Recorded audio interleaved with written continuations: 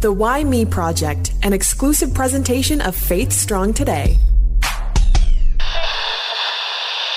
In the last 7 years, I think this is maybe the first time that we've actually been able to talk not only about life of our guests, but maybe some finances as well, Holly. Which is so timely. I mean, show of hands, how many of us are having lots of fun in this recession? No, having fun in the recession. Oh, sorry. I heard show of hands. Johnny. I like this. No, this is great. This is neat. This is going well. Yeah. Yes.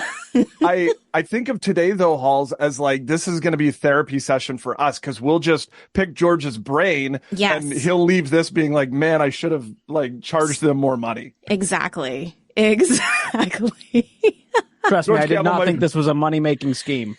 We'll see at the end of this 30 minutes. But if you tell five friends. George Kamel, my friend, how are you? I'm doing well. Thanks for having me. Thank you for saying yes. Yeah. I had no option, truthfully. I do whatever the publicist says, and you guys truly just seemed fun. Those are our best. We're like, could we ever? And they're like, sure. I'm like, perfect. Yes. Tired of the rejections. I have a fascination with Canada, and so anything in Canada, I'm like, yes, sign us up. And my book is sold in Canada, I found out. It's in Indigo bookstores. So I was like, we have an in now. And Canadians will find me. And we need this kind of, I think, moral support because times are tough. It's tough for everyone. But I'll tell you, Canadian callers, as they call into the Ramsey show, the numbers hurt my brain. They're like, yeah, this is just how it is in Canada. I'm like, oh my goodness. We need to do something about this. The math isn't mathing.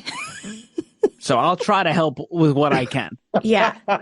Perfect. All right. We like to ask this skill testing question, George, because we never know where it's going to go. And that is, who are you and where did you come from? Ooh. Is this just, you want the straight answer? Yeah. Whatever you want. This is up to you. However This is your however podcast. Fly. Wow. I mean, who am I? That's a very existential question. A child of God. We'll start there. Ooh, love that. I was born in Boston back in 89, and I was born and raised there for 20 years. I flew south to finish college, and so I ended up in Mobile, Alabama, which is the heart of the South. Wow. And I graduated from college there, got an internship at Ramsey. Just kind of a knucklehead 23-year-old trying to figure my life out as a Renaissance man creative who could do everything but nothing really well. And so 11 years later, I'm still here, and I've moved across a lot of different roles, social media, email marketing, to host an MC, and now I'm a Ramsey personality. And I get to teach people about money, share my own money journey, speak on stages, get behind microphones, co-host The Ramsey Show with Dave, write books about this stuff. And so it truly has been an amazing journey, and I'm humbled by every step. How did you escape not having an accent, being from Boston and then spending time in the Deep South? I think it was survival, truthfully. Okay. I think it was just like you assimilate to the culture. And so I just traded my like wicked sick guys for like the y'all and bless your heart. Okay. And so I'm a chameleon when it comes to culture. I just adapt to whatever will help me survive. I feel that. I do. I did a little research, which, as our projectors know, doesn't happen often. I Googled you. I want to see what people were asking about this George guy. Oh, no. Here are the Have top. you ever done this? No, I'm too nervous. I imagine it's nothing. When people are Googling about you, it's never like, how is he so awesome? Yeah. It's like, how short is he? I'm like, okay, why is that the question everyone's Googling? Is that on there, Holly? That's so funny.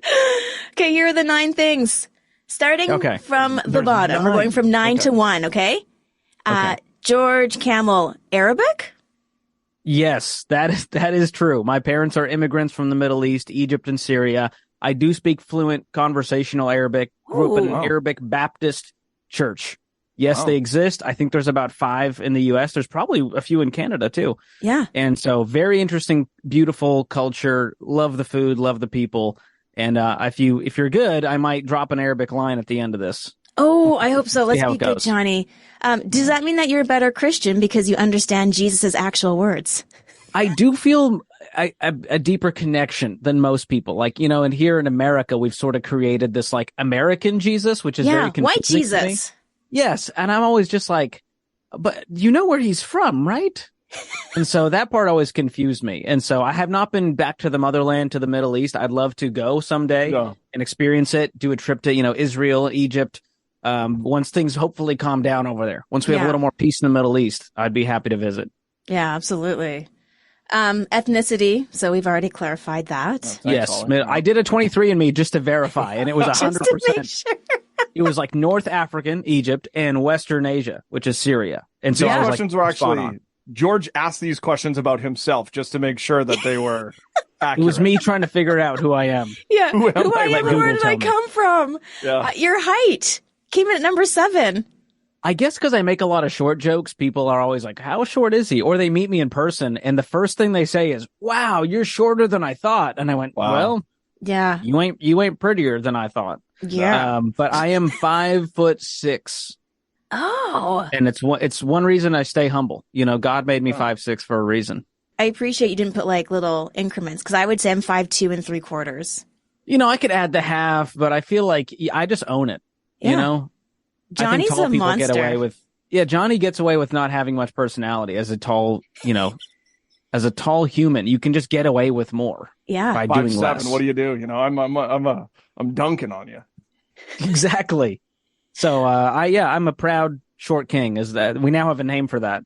Back when I was young, we just got bullied for it, and now it's like you can add it to your Twitter bio. It's great. I have fun with it. Then salary comes in.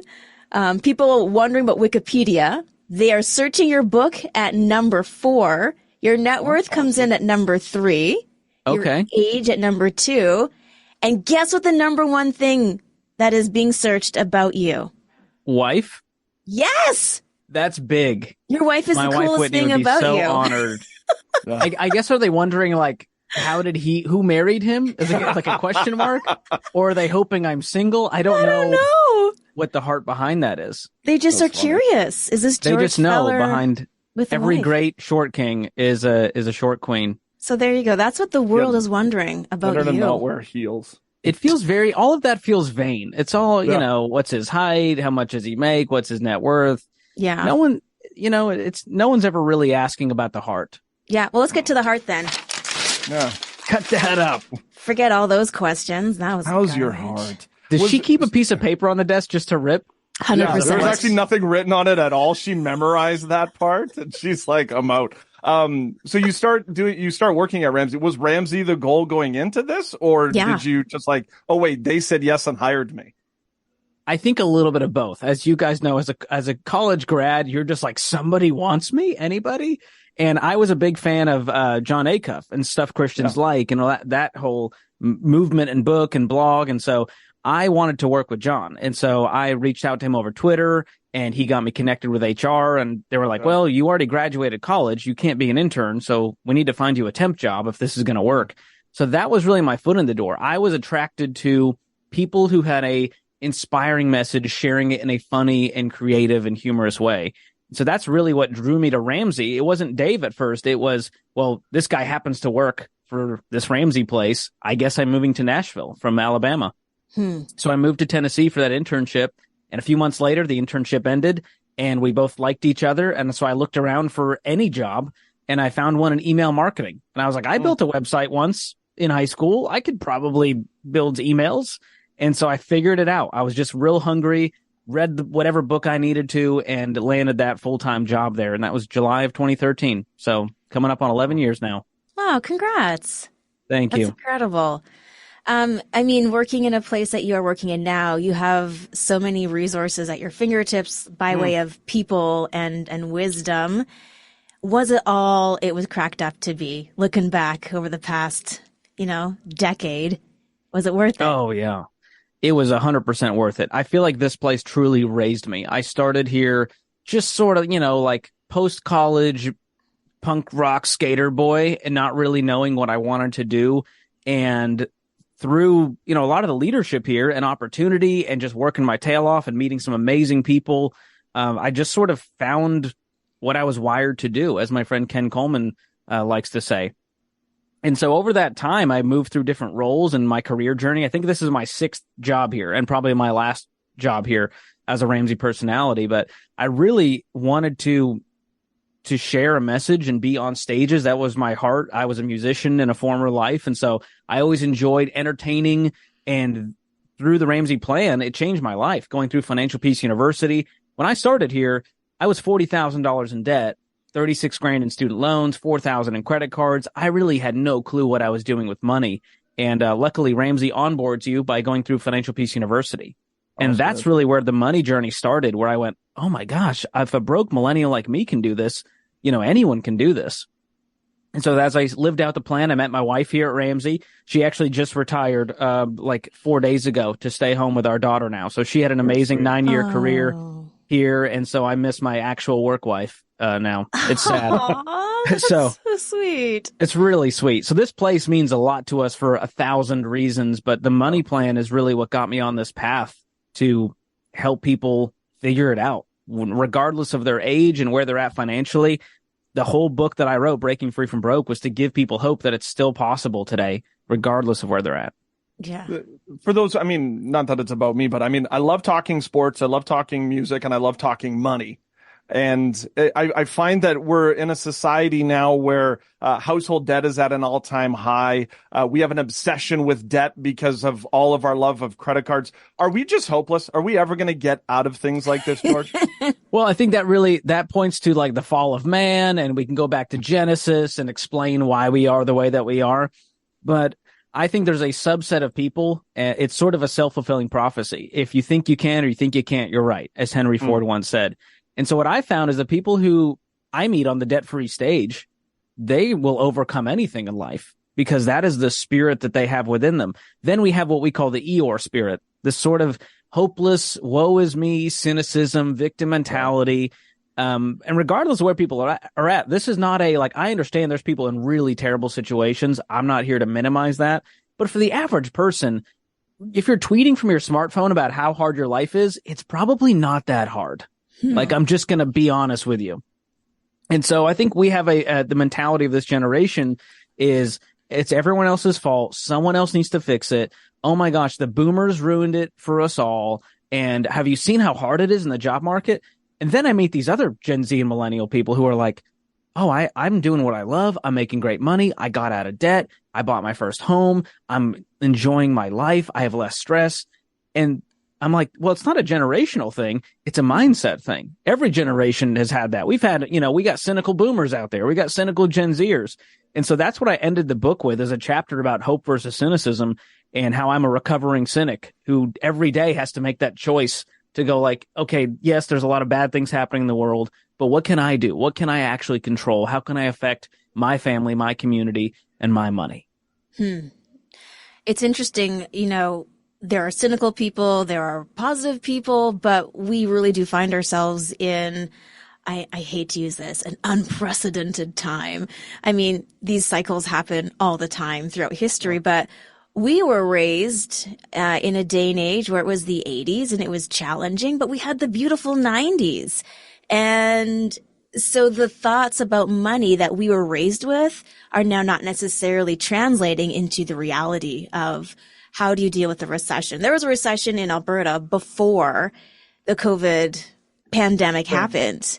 No. The thing happened. And so people were already struggling, and now they don't have jobs and they're locked in and they can't get out. And so there's a lot of families that we hear that are just going through a rough time. And with our taxes being 65% in Canada? Man, that hurts my brain. Projectors correct me. I could be wrong on that number, but it is wild. True story. I moved from Alberta to Ontario, and housing went from affordable in one community. 2 months later, it was $200,000 to buy that same house. Wow. So there was a lot of things that are happening. Food prices have doubled, and we still make the same amount of money. So what kind of advice do you have for families that are now thinking we have to have 2 jobs, but now we have to put the kids in summer camp, and summer camp is $300 to $500 a week for one kid? What are some of those things that you can do when you don't have community to support you and you have to start shelling out, because how else do you manage? Yeah. Well, as my friend Dr. John Deloney says, you got to choose reality. And so we can't live in la la land and just wish and hope. We have to go, okay, what are our actual bills and what do we actually make? And what that comes down to is making a budget. Even if it's not pretty, at least we know the deficit. At least we know the gap we need to make up. Most people, it's just emotion swirling about, oh my gosh, the bills are so high. Well, how high? And are we going to be able to make them this month? And what do we need to prioritize? And so making a plan, that intentional spending plan of a budget, is the first thing I would tell people to do. And a budget is not for broke people. A budget's not for rich people. It's for anyone that wants to have some confidence with their money plan. And so if you realize we're $500 in the red every month, well, that looks a lot like $6,000 over a year on the credit card of how much you're going to put on that. And that's what we find is it's not this big thing. It's that daily, monthly thing happening in their life that compounds year after year. And so if you can start to gain control of that, because now we go, okay, $500. Can I get a side job for a season to make up the difference so that we can get our life under control? And that's where the Ramsey plan comes in real handy, especially in times where it's tough. You know, the best time to not have debt? When there's a recession. You know, the best time to have an emergency fund? When the world feels like it's falling apart. And a lot of people are just used to payments, and they can't even picture life without the car payment. And they don't even know where to begin to save up and do that. But a lot of the times it's living on less than we make. It's driving the beater car until we can upgrade to a less beater car. And it's that level of delayed gratification that we find causes people to build wealth, to have success, and to have less stress. Mm-hmm. So the budget is the first step you got to take. Yeah. So you write this book. It's available now for those who want to grab it. Is it a book for poor people? Is it a book for the next generation? Or is it for everybody? That's a great question. Is it a book for everybody? No. Is it a book for people that are not where they want to be financially, even if they're not broke? Because we find people even that are debt free and they're still confused by all of the investing traps out there, and they still don't know the best way to build wealth. So I cover all of that in Breaking Free from Broke. And I even say in the book, this is not a book for white people or black people, Republicans or Democrats or the rich or conservative. I said, this is a book for anyone that is just ready for a change. What they've been doing has not been working. They don't have confidence in their money plan. And so I wanted to write a book that anyone could pick up, regardless of your level of financial literacy, and go, oh, thank you for making it easy to understand what the heck a mutual fund is, what this new investing trap is, what this debt product is. And so the first 2/3 break down this whole system of debt, this toxic money culture that I think has now infiltrated to Canada. So I think the Canadian listeners and viewers and readers, they'll go, oh, this is a lot like what's going on here. I think we're a lot more similar than we are different, even though an account name might change. It's the TFSA instead of the 401k, whatever it is. Yeah. And so I think a lot of it will translate to the Canadian readers. And the hope of the book is that you walk away with a little smile on your face going, I got this. It's going to be okay. Like I'm done playing the victim card. I'm ready to win with money. And even though it might be hard, at least I know what to do next. That was the purpose of the book, not to just leave you with emotion, but leave you with action. Yeah, because money's just a tool. Oh, Bitcoin. Exactly. Yes, that too. I'm going to start mining for Bitcoin. Yeah. I just picture like a tiny pickaxe. Yeah, I don't understand. right? Like mining should be reserved for physical labor, not for a dude in his parents' spare bedroom. Yeah. I'm sorry. I just think we give too much credit to these miners out there. Oh my goodness. I love that. But Burning electricity, trying to mine their Bitcoins. Wait, do they have to pay carbon tax? That's a good question. Yes. I have so many questions. But yes, money is a tool, and it's interesting when people combine faith and finances. And then you were a musician and finances. That one is fascinating for me because a lot of musicians don't understand about the business side of their music. And there's that juxtaposition between, but it's my music, it's my art. I can't taint it with finances. And then with faith too. There's that element of money making your faith less than or dirty. Can you help dispel some of these, beliefs? Yeah, it is weird, especially in Christian culture. There's a sort of like moral high horse we get on, where money feels like this icky thing and we shouldn't even think about it. And so instead we're just going to be broke and let our family suffer. And nowhere in the Bible do I see them saying, like it talks a lot about, there's over 2,300 scriptures just talking about wealth and possessions and money. And a lot of it points to debt. being a bad thing. And so that if you looked at some of the main principles, Proverbs 22:7, the borrower is slave to the lender. It doesn't say unless you have a 2% interest rate on your mortgage. It just says the borrower is slave to the lender. And again, that's not a moral thing. You can still get into heaven. It's not a salvation issue. But we found that, you don't have autonomy and freedom with your life when you owe other people money. And so as we look at other, passages in Scripture, Romans 13:8 says, let no debt remain outstanding except the continuing debt to love one another. For whoever loves one another has fulfilled the law. That's like the best Jesus juke in there. It's like, let no debt remain outstanding. Well, there is one debt you can have. Love one another. You're like, oh man, he got it. He got us good. We were all leaning in with bated breath going, what's he going to say next? And even budgeting. The Bible talks about the concept of making a plan for your money with Luke 14:28-30. For which of you intending to build a tower does not sit down first and count the cost, whether he has enough to finish it, lest after he has laid the foundation and is not able to finish, all who see it begin to mock him, saying, this man began to build and was not able to finish. And so there's almost this, they're making fun of the person who doesn't have a plan for their money. So it's a very interesting concept when you start to look at the Bible as it relates to finances. And that's how Ramsey was built. Dave went broke in the late 80s, total bankruptcy, had $4 million in real estate, over $1 million net worth, lost it all in bankruptcy, and came to Jesus and went, what does the Bible have to say about money? Because we look to the Bible for other, wisdom in so many other areas. But when it comes to money, we look at the crypto bros to tell us how to run our finances. And it's the math ain't mathin' there. I love that. The math ain't mathin'. This is the Why Me Project. So I want to dive into a Why Me moment that you've experienced in your life. Could be a valley where things weren't going well, maybe in your childhood. Yeah, I wish therapy. A lot of young people think it's going to be this linear, like I go to school, I get good grades, I'll go to college, I'll get married, I'll buy a house, I'll have a good job, I'll have a great life. That was what we were raised with. That's the path. And it led us to a lot of, misery, frustration, cynicism, debt.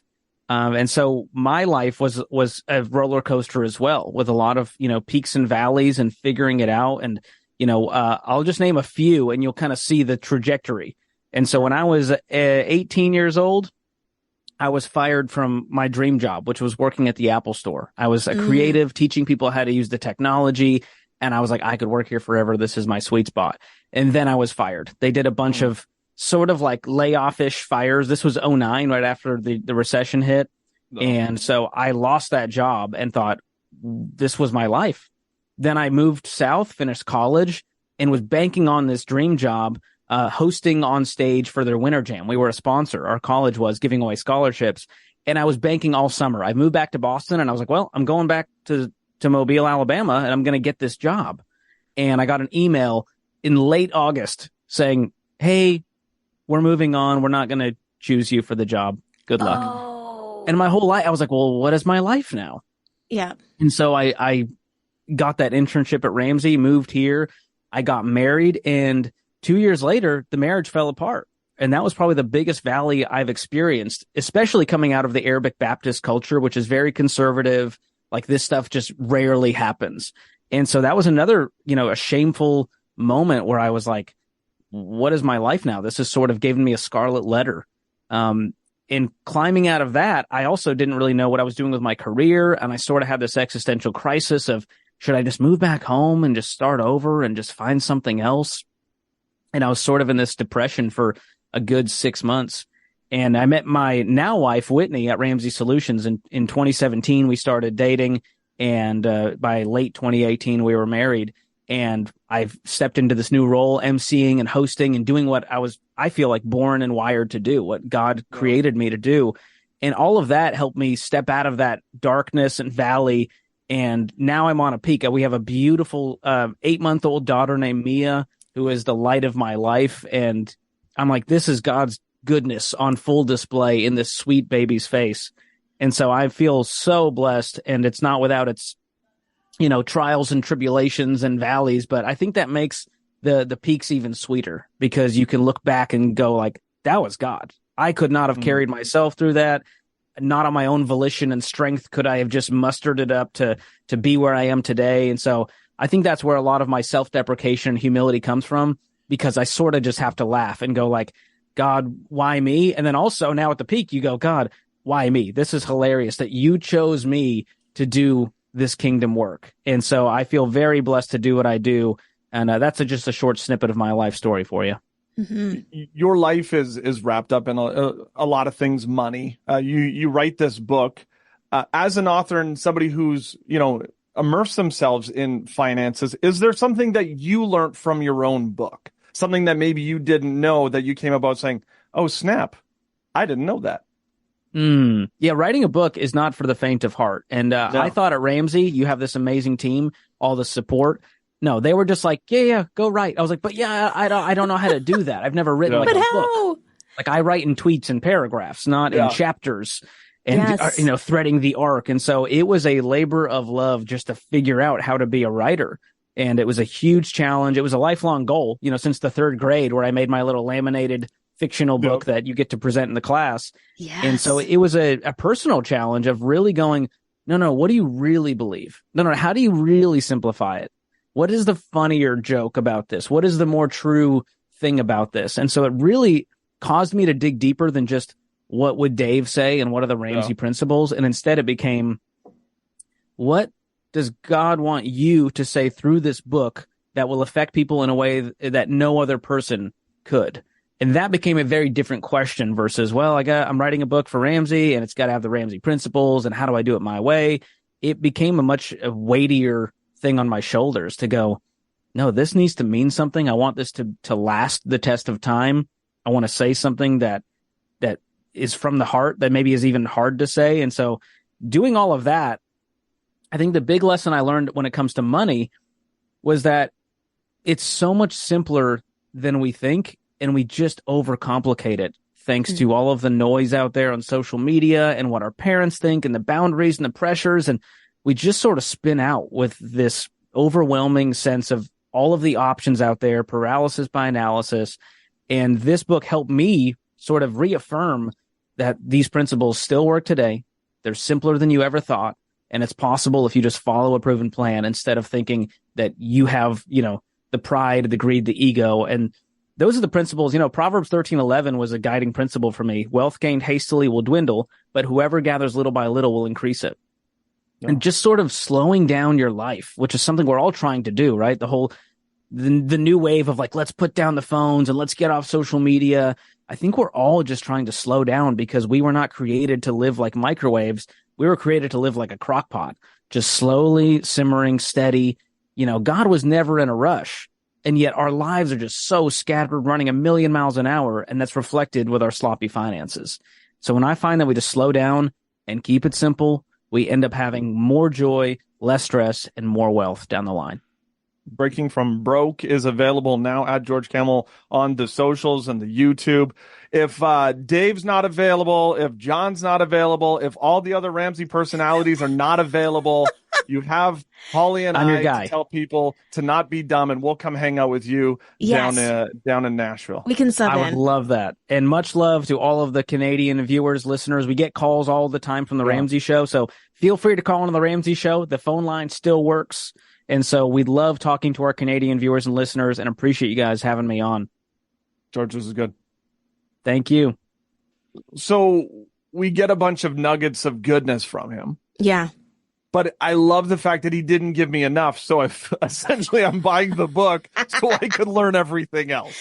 Yes. I would say my biggest takeaway. Can I do a takeaway today? Of course.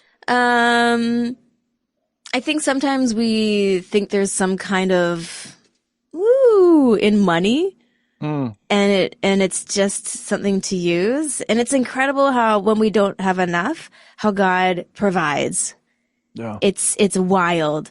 So I like to, and you call it this too, right? Godonomics, and how we can be going through really hard, challenging seasons where you only get X number of dollars, but you have to spend. And now you're slowly accumulating a financial hardship. And so God still is good in every season. And it's been incredible in our own lives, just seeing how God has provided in those moments that we need. So money's just money. It's a tool. And here we go. God's got us. With that said, I mean, we talk about relationships and how we struggle with relationships. A lot of times people don't think of a money relationship, but a lot of relationships and money are not good. Yeah. And they say what, like 81% of people out of high school have no idea about a financial relationship, and they just think, oh, credit cards and everything else. Yeah. So I think knowledge is power. And even if it's not going to get you out of debt next week, bad one, you know, do the budgets, do the things, because over time, you know, it can turn around. But that is exactly like our life in general. You want to lose weight. You're not going to lose weight overnight.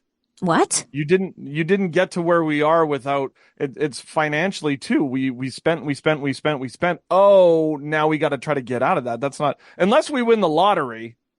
But who's playing the lottery? Like, we're not supposed to. Not getting overnights. Yeah.